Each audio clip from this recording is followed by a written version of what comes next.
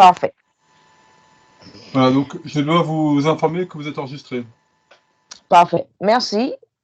Donc, nous commençons donc l'entretien. C'est entretien numéro 3 du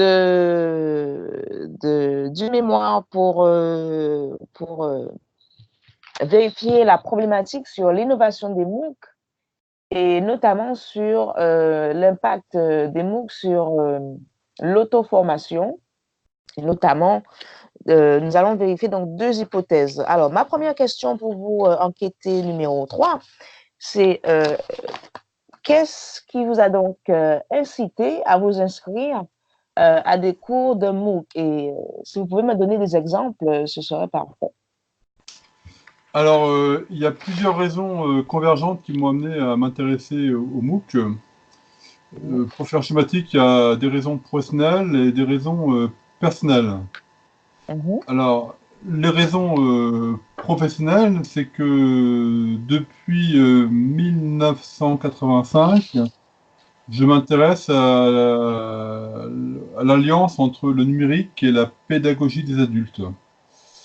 Voilà, en 85, les MOOC n'existaient pas, mais moi j'étais déjà sur une stratégie de veille sur les nouvelles pratiques liées au développement du numérique. Alors, à l'époque, on ne disait pas numérique, on disait multimédia. Voilà, donc ça c'est la première chose. Et la deuxième chose, je travaillais aussi en même temps sur le concept d'auto-formation accompagnée. D'accord. C'est-à-dire que moi, je ne dis jamais auto-formation, j'associe toujours auto-formation accompagnée. D'accord. On apprend toujours seul, mais jamais sans les autres. D'accord. Oui, parfait. Dixit Philippe Carré. Et donc, En effet. je crois beaucoup à la dimension sociale de l'apprentissage. Et je peux reconnaître des situations où on se forme tout seul, mais que, en règle générale, la présence d'interaction avec ses pairs ou avec d'autres personnes est importante pour consolider la dynamique d'auto-formation. Et c'est d'autant plus vrai que pendant plus de 20 ans, j'ai travaillé à la mission nationale des APP. Geneviève, est-ce que vous connaissez les APP? Pas du tout. Open Learning Center. D'accord. Atelier de pédagogie personnalisée. Ah, d'accord, en français. D'accord. Qui sont des lieux ouverts d'apprenance pour accueillir et accompagner des adultes peu qualifiés sur le principe de l'auto-formation accompagnée. D'accord. Donc, au début de ma carrière, j'avais à la fois l'axe numérique et l'axe auto-formation accompagnée. Et donc, D'accord. assez naturellement, quand le premier MOOC a été mis en place au Canada, si je ne me trompe pas, j'ai C'est le cas. tout de suite été euh, intéressé pour vivre de moi-même un MOOC. Et donc aujourd'hui, j'ai dû suivre entièrement plus d'une dizaine de MOOC, dont le premier, qui était entre septembre et décembre 2012, qui s'appelait ITIPA, qui était le premier MOOC français. Ah, français. D'accord. Oui, je me demandais que, d'accord. Oui, le premier mot que français. Oui. ITIPA, vous connaissez, Geneviève? Oui, je connais. Oui, en effet, j'ai pu lire là-dessus. Voilà, donc Ben, Internet, allez-y, hein. Internet tout y est pour apprendre. ITIPA, Voilà. Mhm. d'accord? Et j'ai eu la chance de suivre la première session de ce premier MOOC français. Mhm. D'accord? Donc c'était en septembre, décembre 2012. Et j'ai tout de suite apprécié cette formule, même si je mesurais ses points faibles et ses limites. Oh, J'ai trouvé que l'émergence des MOOC, d'abord anglophones, puis francophones, puis hispanophones, puis lusophones, puis etc., était une marque très forte du village planétaire qui était en train de se mettre en place grâce au numérique. Et j'ai vu dans les MOOC une véritable opportunité mondiale offerte à tous, Mhm. sans limite financière, de pouvoir, d'après sa motivation et ses ambitions, de s'inscrire à un MOOC. Donc pour moi, c'était une véritable, un fait majeur de notre société numérique. Même D'accord. si je voyais les limites, etc., mais il n'empêche que, alors, au démarrage, il y a eu des discours enthousiastes, délirants, excessifs, etc., que vous connaissez Mhm. aussi bien que moi. Oui. Je ne vais pas les reprendre, mais moi, j'ai toujours cherché à, à nuancer les propos sur les MOOC et à être lucide sur les points faibles, mais aussi à valoriser très fort les points forts. Et j'en ai eu marre de lire des articles essentiellement négatifs sur les MOOC. Mhm. Et donc avec une collègue, hein, Jocelyne Turpin, elle m'a interviewé il y a quelque temps sur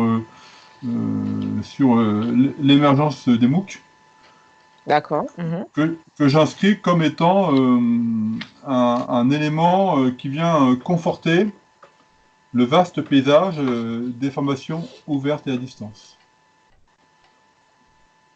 Donc moi, je ne dissocie pas les MOOC d'un autre territoire, que le territoire des actions de type formation ouverte à distance. Alors maintenant, avec le nouveau cadre légal, on ne dit plus formation ouverte à distance, on dit formation tout ou en partie à distance, hein, c'est le nouveau décret de décembre 2018. D'accord. Mhm. Ah, Voilà, d'accord. voilà, et qui résonne avec le Open University, qui résonne avec le e-learning, mais à la sauce française. Et D'accord. donc, j'ai bien conscience que les MOOC sont d'origine anglo-saxonne, Massive Open Online Mhm. Courses, que nos amis québécois ont traduit par FLOT, F-L-O-T, vous Flotte. connaissez? Mhm. Une formation libre. Formation en ligne, ouvert à tous. Voilà, ouvert à tous. Voilà, c'est ça. Voilà. Moi, Ou alors, ils ont dit ensuite les clubs. J'ai entendu parler oui, des clubs aussi. les cours en ligne Ouvert et massif, un truc comme ouverts et ça. massifs, voilà, voilà. Voilà. Voilà. Mhm. Alors, voilà, donc ça, c'était le point de départ. Et donc, au fil de l'eau, en fonction des opportunités, j'ai suivi différents MOOC que j'ai rassemblés chronologiquement sur mon site internet. D'accord. Mhm. Donc, si vous allez sur www.iapprendre.fr, Geneviève, Mhm. vous aurez dans la partie ressources, dans le menu en haut à gauche, une liste d'événements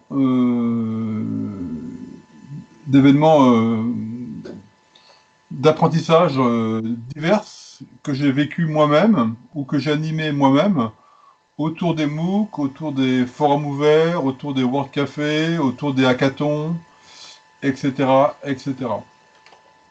Et donc, vous avez ainsi la liste de tous les MOOC que j'ai suivis avec la date et le titre. D'accord. Sont-ils tous en français? Oui, tous en français. D'accord. Alors, Geneviève, j'étais assistant dans un lycée dans le West Yorkshire quand j'étais jeune. Et donc j'ai vécu un an en Angleterre, mais Oui. la maîtrise de mon anglais a disparu. C'est bien dommage. Ouais, c'est bien dommage. Oui, oui. Ah, et donc, la plupart des MOOC, je les ai suivis entièrement Mhm. parce que j'étais motivé, soit motivé pour des raisons professionnelles, puisque étant dans le secteur de la FOD, pour moi, il était naturel d'être cohérent et d'entretenir mon expertise pour parler des MOOC en ayant moi-même suivi des MOOC. Mhm. Ça m'est souvent arrivé dans des colloques d'interpeller des gens qui disaient du mal des MOOC et de leur demander combien de MOOC ils avaient suivis. Et souvent, la réponse était embarrassée. Mhm. Ben oui, c'est ça. Mhm.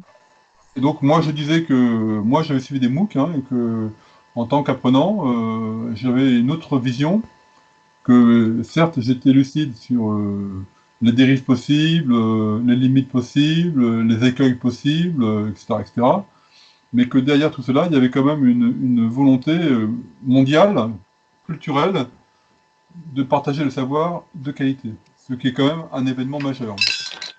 Ah, Oui. Mhm. il y a une pierre qui est tombée à Londres. Oui, ah, ah, c'est juste.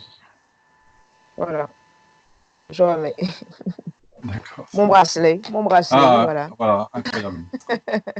Donc, les MOOC, hein, c'est un événement culturel planétaire extrêmement positif. J'ai un deuxième exemple à vous donner, hein, que je considère Oui, comme étant aussi un fait marquant culturel, mondial, culturel, c'est la création de Wikipédia. oui. Mhm. Je mets sur le même plan l'offre Wikipédia et l'offre MOOC, Mhm. en termes d'impact culturel pour des gens qui veulent s'informer et se former. C'est-à-dire un accès libre et gratuit de qualité, de n'importe quel poste connecté à Internet, y compris de Bolivie, d'Australie, de Wallonie ou, ou du Mexique. Mhm. J'insiste beaucoup sur la dimension planétaire des MOOC. On est sur le village, voilà, donc, et que j'ai vécu, hein, puisque dans les MOOC que j'ai fait, c'était des MOOC essentiellement que francophones, dont des MOOC belges, mais beaucoup de MOOC français. J'ai croisé dans ces parcours de formation des pairs francophones de, du monde entier. D'accord. Voilà. Donc ça, c'était l'axe professionnel, Geneviève, Professionnel. Parfait. Mhm. sur lequel je pourrais revenir en fonction de vos questions et de vos remarques. Et puis, à côté de l'axe professionnel, hein, qui me servait à être cohérent et assurer une veille sur des nouvelles pratiques de formation, et en même temps d'apprendre des choses, hein, Itipa, Internet, tout y est pour apprendre. C'était pour Mhm. mon premier MOOC, mais j'ai appris beaucoup de choses, comme dans beaucoup de MOOC.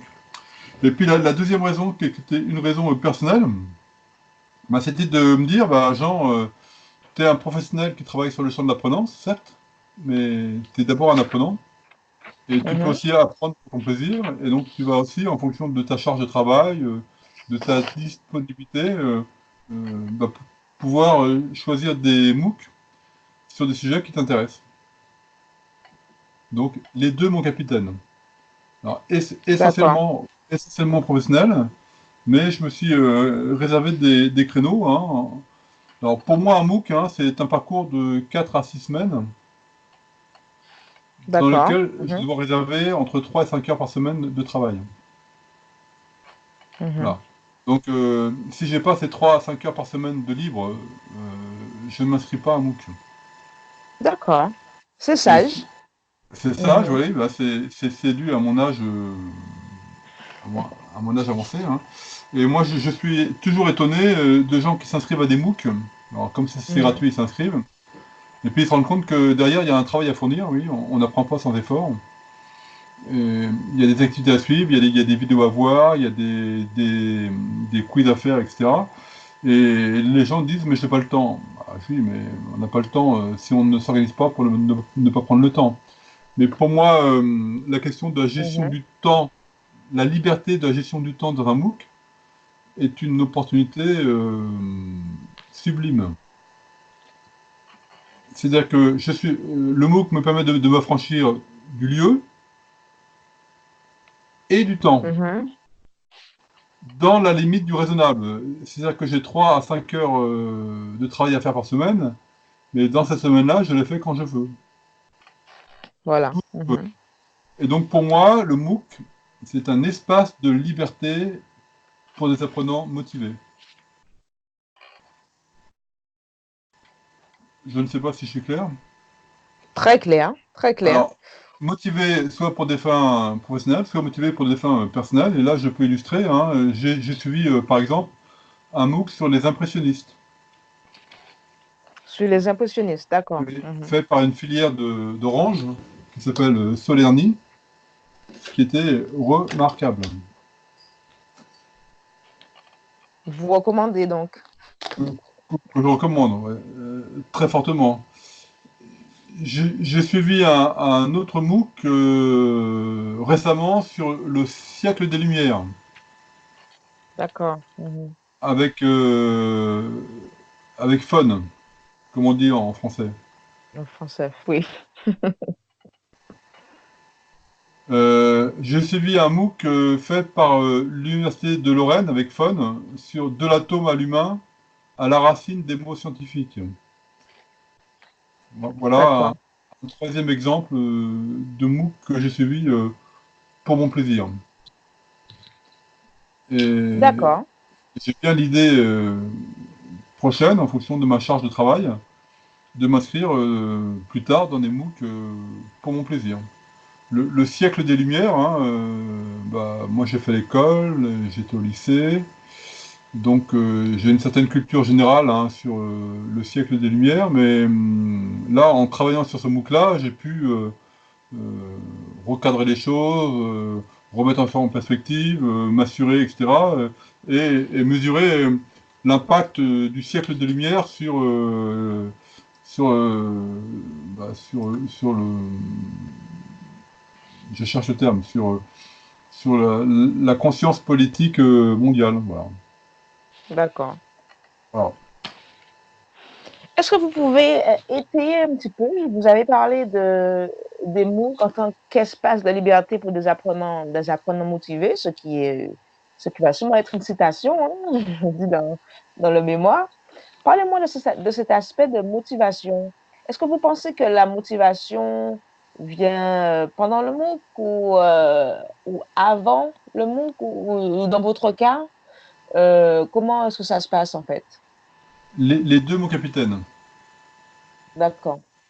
C'est-à-dire que moi, quand je choisis un MOOC, il faut d'abord que le sujet me plaise, soit à titre professionnel, soit à titre... voilà. Et Mhm. puis, il faut que j'ai, a priori, confiance dans les gens qui vont mettre en place le MOOC. Donc, D'accord. au tout début, il y avait des opérateurs MOOC, il y avait à boire et à manger. Et donc, Mhm. avant de m'inscrire à un MOOC, j'essaye de me renseigner qui fait le MOOC.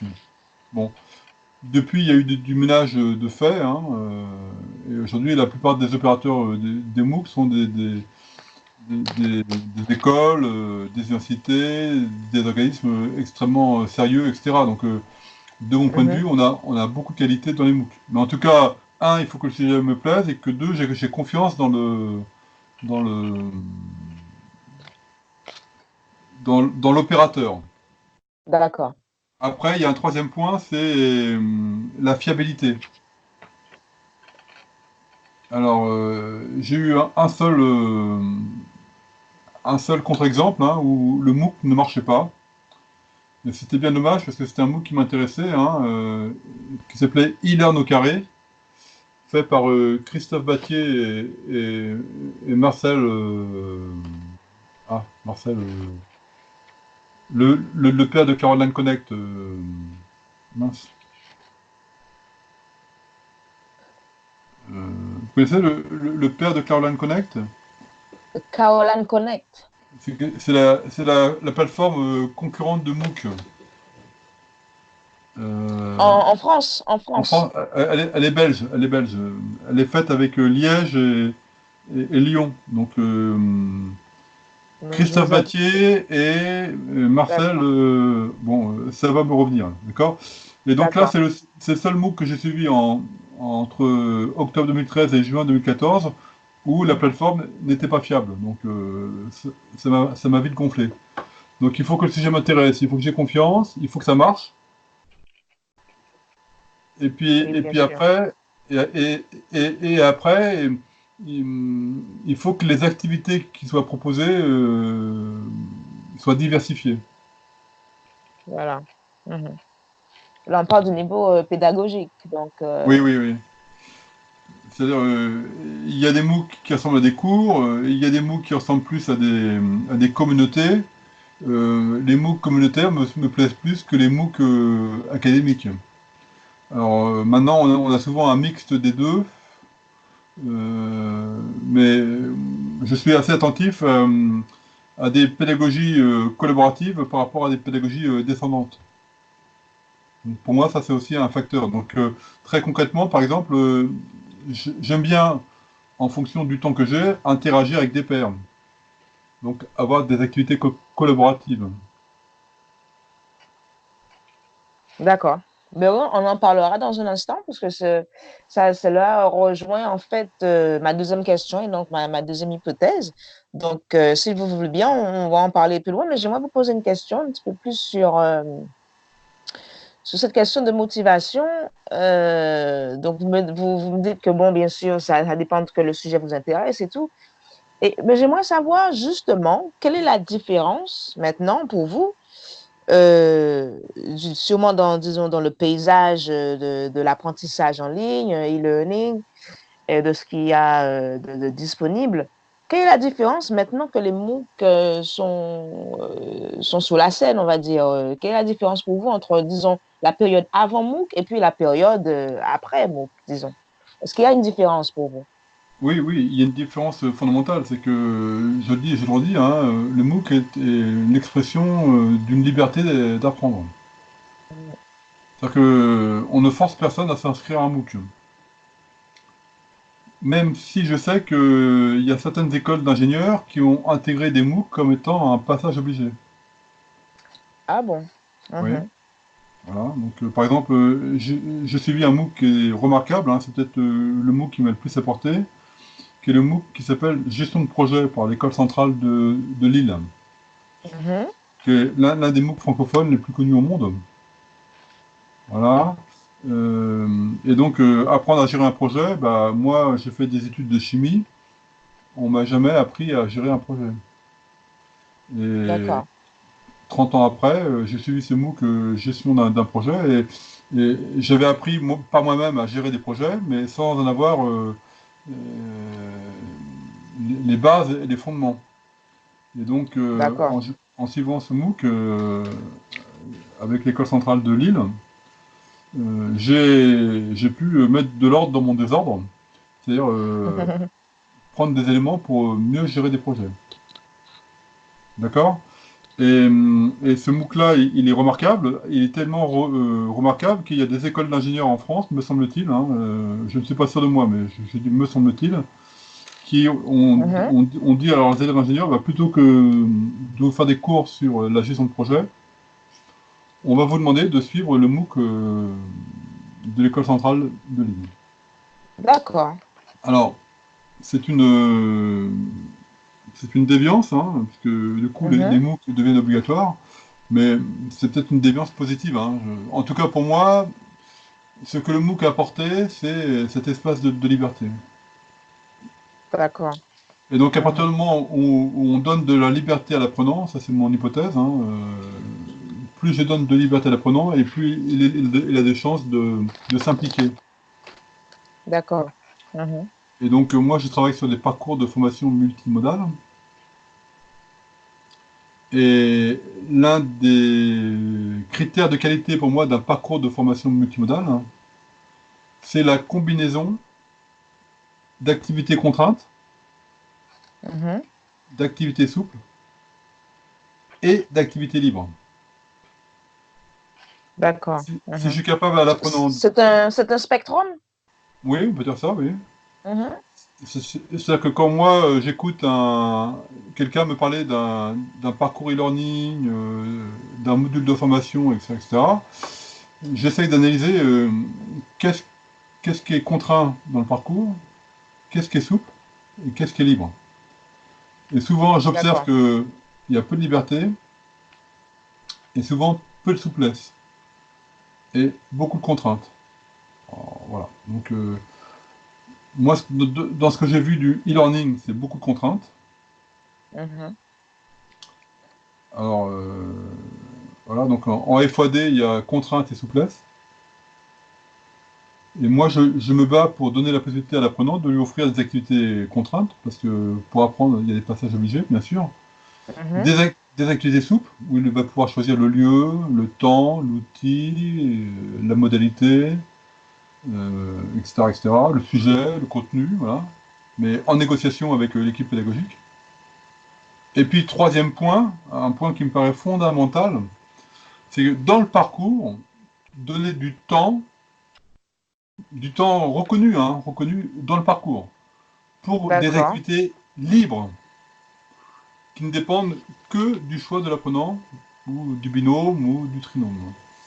Voilà.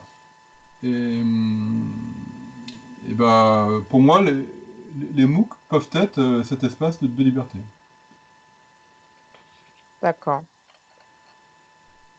Donc, pour vous, c'est une nouveauté qu'apportent les MOOC qui n'existaient pas auparavant. Tout à fait, tout à fait. C'est Parfait. une opportunité d'exercer sa liberté d'apprendre. D'accord, Une opportunité parce que je peux ne pas le faire. Alors, je peux aussi le faire partiellement ou totalement. d'accord. Partiellement parce Mhm. que bah, je suis un MOOC et en fait il me plaît pas, j'arrête, c'est ma liberté, puisque je n'ai pas payé. Je peux m'inscrire et ne rien faire, bon ça c'est un peu moins bien, mais je peux aussi m'inscrire et faire le MOOC totalement, et ça ne dépend que de ma motivation et de ce que je veux faire dans le MOOC. D'accord? Alors tout le monde dit oui, Jean, les MOOC, il y a 10 000 inscrits et il n'y a que 150 personnes qui... Bah, oui, mais 150 personnes, c'est énorme. Exact, 150 oui. personnes qui ont été Mhm. jusqu'au bout. C'est énorme. Voilà. Et donc, le taux de complétude des MOOC, hein, de mon point de vue, est analysé comme si les élèves quittaient l'amphi, quittaient la fac, etc. Mais on n'est pas sur le territoire métrique, on est sur un territoire numérique. Et dans le territoire Mhm. numérique, on peut sortir et rentrer comme on veut. Donc, on a un degré de liberté. Alors, bien sûr, c'est mieux que le taux de complétude soit plus élevé. Mais moi, ça ne me dérange pas que sur 25 000 personnes, il n'y a que 4% des gens qui suivent complètement, mais 4% de 25 000, c'est énorme. Exact, exact. Voilà. Et donc, un MOOC, hein, ça repose sur l'exercice de la liberté et donc, Geneviève, de la responsabilité de l'apprenant. Mhm. Voilà. Mhm. Donc, j'associe liberté et responsabilité. Et donc, si j'associe liberté et responsabilité, moi, en tant qu'organisateur du parcours, je vais faire l'hypothèse que les apprenants seront plus impliqués. Mhm. Voilà comment je travaille. D'accord.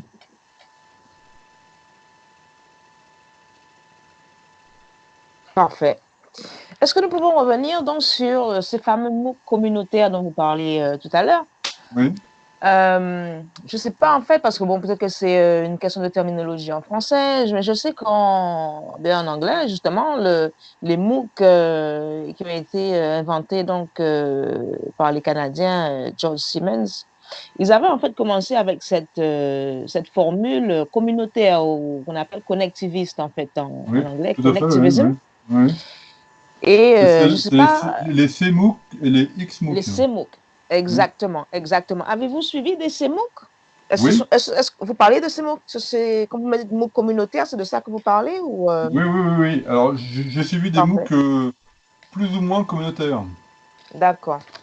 Et ce que j'observe dans l'évolution des MOOC, c'est que les MOOC sont de moins en moins communautaires. En effet, oui. Mhm.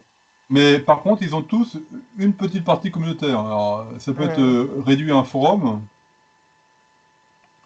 Voilà, le dernier MOOC que j'ai suivi, hein, sur le siècle des Lumières, il n'y avait que le forum. Bon, le forum, c'est une dimension communautaire faible, de mon point de vue. Oui, en effet. Euh, Mhm, mhm. et le premier MOOC que j'ai suivi, hein, Itipa, il y avait plein d'activités diverses et variées euh, en dehors du MOOC, hein, sur des outils web 2.0. Sur les impressionnistes, j'ai appris à dessiner avec le numérique, avec d'autres personnes, etc. Donc, quand il y a des activités collaboratives intégrées à la plateforme ou extérieures à la plateforme, je trouve que c'est beaucoup plus impliquant. Et la dimension collaborative des MOOC, c'est surtout autour des outils Web 2.0. Ça vous parle, Voilà. Geneviève? Mhm. Web 2.0? Oui, oui, ça me parle beaucoup, oui. D'accord. Donc, et donc, c'est soit dans le MOOC ou c'est à côté du MOOC. Parfait. Ben, c'est exactement ce dont j'aimerais parler avec vous maintenant. Quelle a été donc votre expérience sur l'usage des MOOC de manière collaborative, ne serait-ce qu'avec dans un réseau d'outils. Justement, si on parle donc de la théorie du connectivisme, hein, donc dans un réseau d'outils, de personnes ou d'autres ressources. Je veux dire, si vous avez une stratégie d'auto-formation accompagnée, comme vous dites, comment est-ce que vous utilisez les MOOC ou alors est-ce que vous utilisez les MOOC comme à part entière pour apprendre un thème à part entière? Alors moi, Ou est-ce que ça peut être une ressource? j'ai Mhm, une double stratégie. C'est-à-dire que la première stratégie, c'est que j'essaye de tirer profit de la dimension collaborative qui est dans le MOOC. mhm, Euh, bon, mais je constate que cette dimension collaborative à l'intérieur des MOOC a tendance à se réduire. Et ma deuxième stratégie, c'est de repérer très rapidement des gens que je connais ou des gens que je ne connais pas et qui vont être mes compagnons dans la progression de ce MOOC. Et j'essaye de mhm. repérer deux, trois, quatre personnes et puis on se fait un espace Framapad, on se fait un groupe Facebook, on se fait une communauté Google+, pour que on puisse interagir indépendamment de la structure du MOOC. Et donc, la dimension collaborative, elle est soit dans le MOOC, soit à l'extérieur du MOOC. Et donc, quand je commence un MOOC, je le dis sur Mhm. mes réseaux sociaux numériques, hein, moi je ne dis pas réseaux sociaux, Geneviève, je dis réseaux sociaux numériques. Numérique, oui, Voilà. c'est Et donc, précis, c'est clair. oui, Mhm, c'est pour différencier avec mes réseaux sociaux, hein, puisque moi j'ai des mhm. amis, j'ai de la famille, j'ai des collègues qui forment mes réseaux sociaux, et c'est très D'accord, important. Mais à côté de mes réseaux sociaux, depuis peu de temps, on a les réseaux sociaux numériques. numérique. Mhm. Et c'est dans ces réseaux sociaux numériques que j'annonce que je demeure un MOOC, et que quelquefois j'ai des compagnons qui me disent bah ce que tu dis ça m'intéresse, on va le faire ensemble. Pas toujours, hein. Mhm. Voilà, D'accord. voilà. Et donc Est-ce que... Mhm. oui, Oui, allez-y, allez-y. c'est les deux dimensions communautaires que je vois moi dans un MOOC. Est-ce que vous pensez que cette stratégie, je parle anglais, bien sûr. Yeah, yeah, Est-ce you're que, welcome. Thank you. Est-ce que vous pensez que cette stratégie est due, écoutez, à votre professionnalité, on va dire, votre professionnalité, ça se dit, Oui, oui, votre, oui. En belge, ça se dit. ça se dit, c'est parfait. On peut parler belge aussi, ça me va. Ah, une fois alors. Euh, ou alors, est-ce que vous pensez que les MOOC sont propices à ce genre de choses, ou alors est-ce que ça dépend vraiment de l'individu, en fait, finalement? Ou un mélange des deux, hein, ça Je dépend. pense, Je veux dire, par exemple, si c'est un autre cours, est-ce que vous auriez la même stratégie? Ou alors est-ce que les MOOC sont justement propices à ce genre de stratégie bah, d'auto-formation? quand je suis à MOOC, hein, je suis installé sur mon bureau avec sur mon ordinateur. Mhm, Et sur mon ordinateur, il y a la plateforme du MOOC, hein, mais derrière, j'ai tous les outils Web 2.0 que j'utilise régulièrement. Donc, je suis dans un environnement qui me pousse à avoir plusieurs écrans, enfin, sur un seul écran, plusieurs pages actives, et mhm, de jouer sur le basculement d'une fenêtre à l'autre. Mais c'est peut-être aussi une déformation professionnelle, puisque moi, je travaille sur l'auto-formation accompagnée. Et dans mhm, l'auto-formation accompagnée, il y a une succession d'activités transmissives, d'activités collaboratives et d'activités auto-formatives. Comme il y a des activités contraintes, souples et libres, hein, donc j'essaye de me dire, bah, là c'est plus efficace avec une pédagogie transmissive, là c'est plus efficace avec une pédagogie collaborative, et là c'est plus mhm, efficace avec une pédagogie auto-formative. D'accord? Et donc effectivement, c'est peut-être une déformation, mais cette déformation, elle résonne bien avec le fait que je puisse m'inscrire à un MOOC qui démarre telle date et qui finit telle date, et dans lequel je vais moi m'organiser pour optimiser mon application en termes de temps et en termes d'activité et en termes de contenu. D'accord. Mhm. Est-ce que vous pouvez me donner un exemple sur, là, on va parler de collaboration, non pas avec des personnes, mais disons une sorte de connectivisme avec d'autres ressources.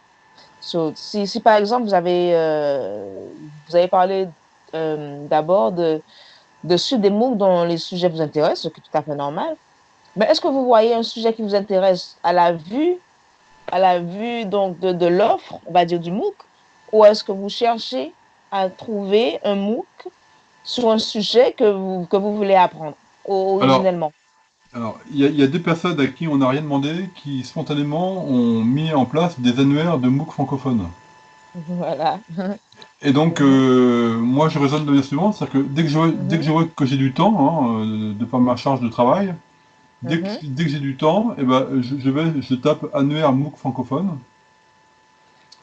et je tombe sur deux sites hein, qui sont tenus à jour, et qui me permettent de repérer les thématiques, les dates, les contenus, et de faire mon choix sur les MOOC.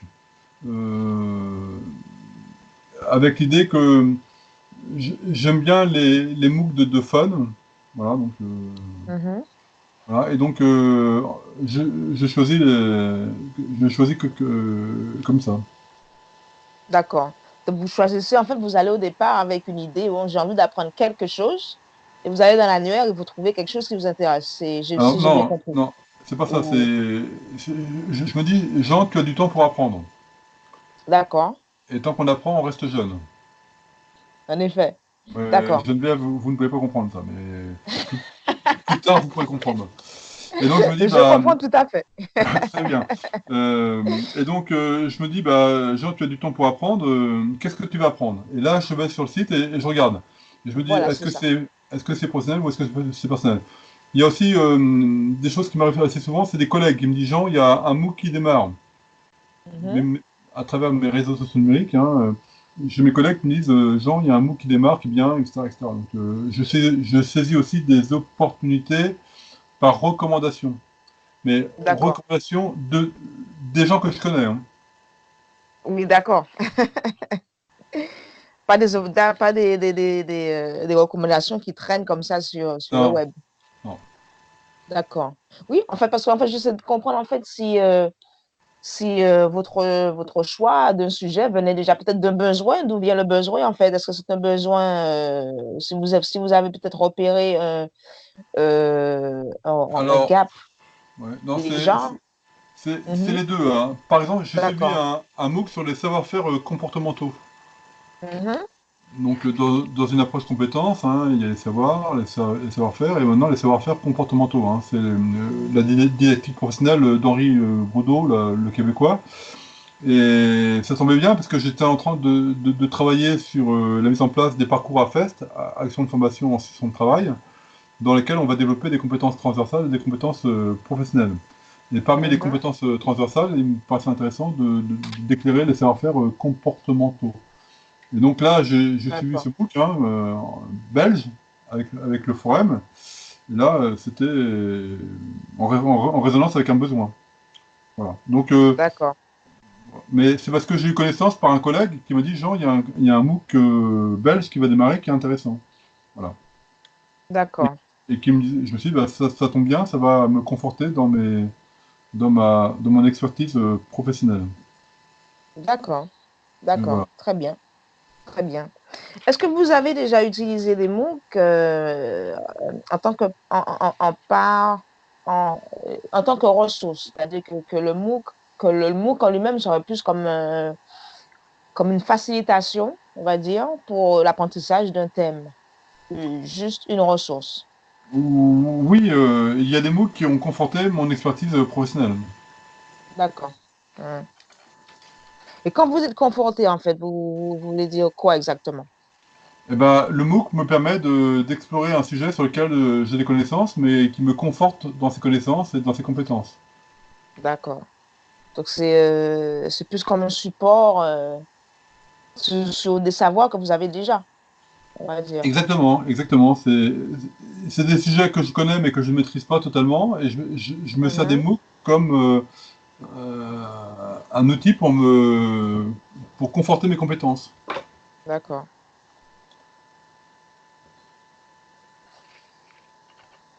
Et là, ça ouvre des perspectives énormes hein, du côté des salariés, des demandeurs d'emploi, des étudiants, etc. Mhm. Je fais beaucoup de covoiturage. Du, Covoiturage. du Blablacar. covoiturage. D'accord. À Blablacar, voilà, oui. Mhm. D'accord? Il y a Blablacar au Royaume-Uni. Sûrement. Il doit y avoir de tout ici, oui. Et donc, Pour le covoiturage. je transporte différentes personnes, donc beaucoup de jeunes, beaucoup d'étudiants. Et à chaque fois, j'en Mhm. profite pour les interroger sur les MOOC. Ah oui. Et je suis toujours étonné du fait que beaucoup d'étudiants en France, hein, pas seulement des Mhm. Français, mais ignorent l'existence des MOOC. Je trouve ça Mhm. incroyable. Que ce soit moi qui leur ouvre la piste des MOOC, des Massive Open Online Courses. À votre avis, c'est dû à quoi? Cette ignorance, c'est dû à quoi?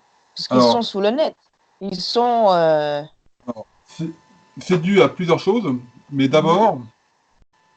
d'abord, au fait que, écoutez-moi bien, Geneviève, Oui. la majorité des universitaires ne cherchent pas à promouvoir les MOOC. Ah bon? Vous voulez Mhm. dire ceux qui créent leur MOOC, Alors, c'est ça? au sein des équipes universitaires, il y a des équipes très dynamiques, très ouvertes, etc., qui créent des MOOC de qualité, mais ça Mhm. représente un noyau faible. Ah, d'accord. Il me Mhm. semble que la majorité de la population universitaire ne vit pas bien les MOOC, D'accord. et donc n'a pas une parole positive sur les MOOC, et donc ne transmet pas le virus des MOOC à leurs étudiants. Voilà l'hypothèse que je porte. D'accord. Pourquoi? Bah, parce qu'ils connaissent pas, ou parce que ça leur échappe, ou parce qu'ils pensent que ce qui était l'idée la plus folle que j'ai jamais entendue, que les MOOC allaient remplacer les universités. D'accord. Là, D'accord. on est dans le délire le plus complet. Mais effectivement, hein, il y a la responsabilité des appreneurs, mais il y a Mhm. aussi la responsabilité des apprenants. Ils sont connectés sur Internet, mais beaucoup de jeunes, alors quand je dis jeunes, hein, c'est de 18 à 60 ans, Oui, bien sûr. voilà. Beaucoup de jeunes ont des comportements stéréotypés et superficiels sur le numérique. Et les comportements superficiels et stéréotypés ne leur permettent pas d'atteindre la couche des MOOC, ce qui est quand même bien embêtant. Mhm. Alors, il y a des contre-exemples intéressants, hein. Il y a des étudiants qui se servent des MOOC pour aller plus vite, aller plus loin, ouvrir leur culture, etc. Par exemple, Mhm. l'université de Caen a fait un MOOC sur la maîtrise de l'orthographe pour les étudiants en supérieur. Oui. Il y avait sûrement un besoin. Un réel besoin. Oui, oui. C'est intéressant ce que vous me dites. Bon, mais peut-être que rentrer dans les détails serait en dehors, on va dire, du cadre de cet entretien, mais ce sera intéressant de continuer cette discussion, hein, si vous le voulez bien. Oui, oui. Euh, donc, alors, je vérifie bien que j'ai tout. Voilà, ok, d'accord. Ok. Bon, alors, ben, pour terminer, hein, merci beaucoup. Jusque-là, très, très intéressant. Pour terminer, est-ce que vous pouvez me donner votre opinion, on va dire, sur, disons, l'avenir des MOOC et, en tant qu'apprenant, hein, bien sûr, en tant qu'apprenant, et puis bon, bien sûr, si vous voulez nous donner vos idées en tant que professionnel aussi, bien sûr. Mais en tant qu'apprenant, où est-ce que vous voyez que les MOOC, parce que c'est vrai que du côté, dans le monde anglophone, où c'est un tout petit peu différent, mais j'aimerais bien aussi savoir aussi du côté francophone, bon, vous avez déjà peut-être touché là-dessus avec l'université, mais au niveau de l'avenir des MOOC, qu'en pensez-vous? Pensez-vous que Oui, bon, qu'en pensez-vous? Pensez-vous que nous allons continuer sur la même voie Alors, ou alors est-ce qu'on va avoir un petit peu plus d'auto-formation, justement? alors, j'ai pas compris votre question par rapport à l'auto-formation là. Comment vous Ben, en opposez fait, les MOOC?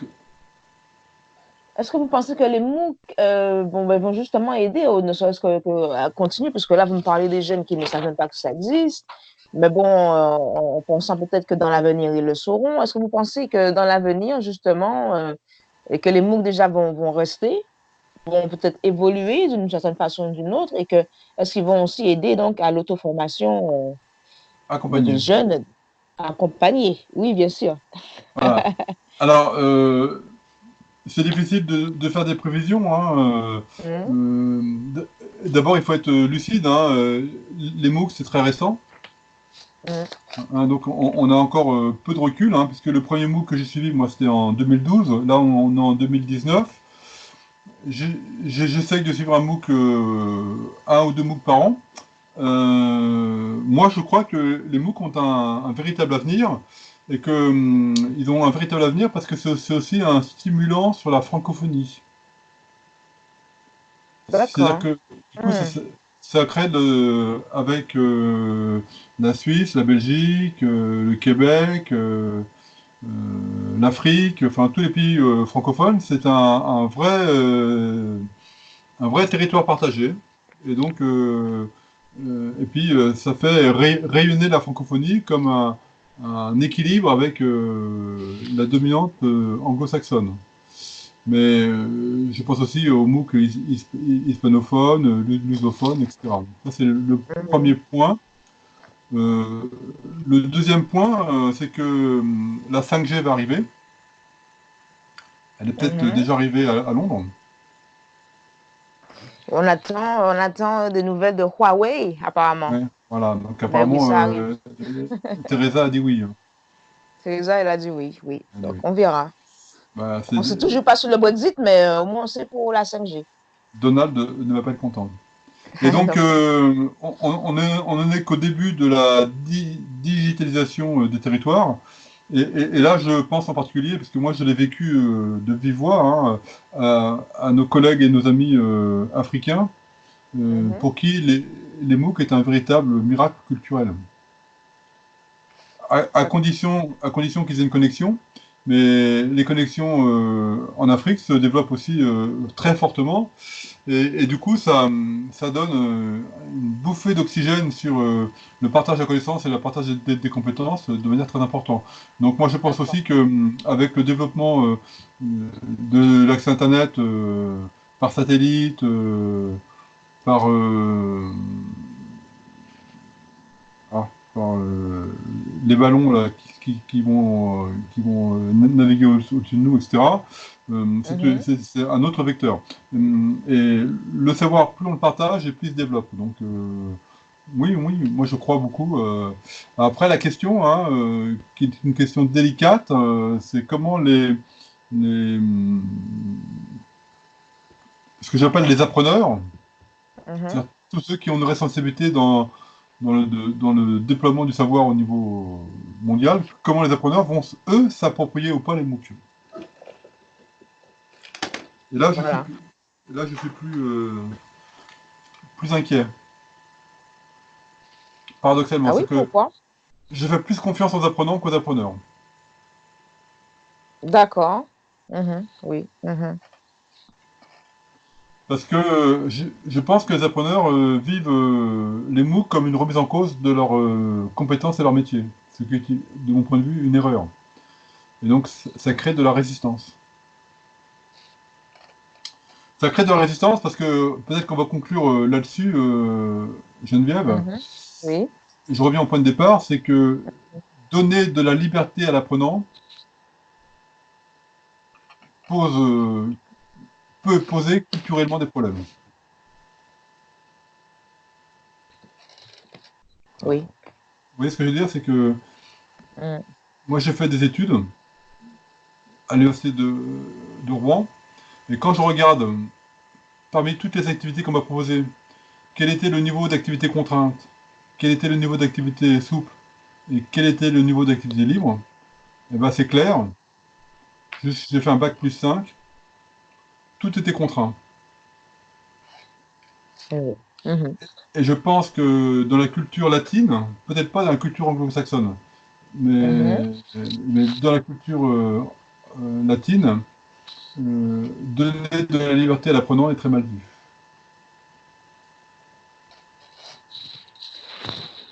Oui, je vois ce que vous voulez dire, parce que je travaillais beaucoup avec une organisation en Espagne, hein, à Barcelone, et en effet, c'est même le concept d'auto-formation accompagnée ou pas, hein, Plus ou moins était accompagné. très, oui, oui, c'est difficile à cerner pour l'instant. Du côté anglo-saxon, bon, vous savez, hein, il y a beaucoup plus d'individualisme ici, mais c'est vrai, la culture latine, comme vous dites, c'est plus délicat. Ouais, ouais, ouais. Parfait. Eh bien, je vous Voilà. remercie beaucoup de votre De temps rien. et on peut arrêter l'enregistrement maintenant, hein, si vous Alors, le voulez bien. comment j'ai fait pour arrêter l'enregistrement? Je crois que vous retournez et je crois que ça doit dire arrêter. Arrêter